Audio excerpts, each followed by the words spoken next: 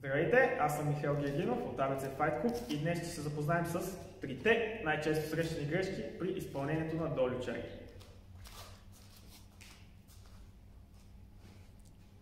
Първата най-често срещана грешка е изнасянето на коляното напред, а не отстрани.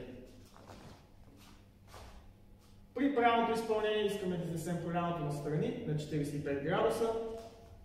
Притваме, връщаме, стъпваме. Втората най-често срещана грешка при изпълнението на долю чаги е незавъртането на опорния крак по посока на удара. При правилно изпълнение искаме да завъртим предата по посока на удара.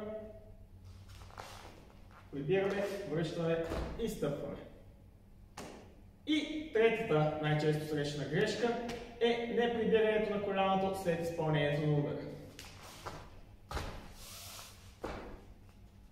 При правилното изпълнение искаме да приберем коляното, завъртаме, стъпваме.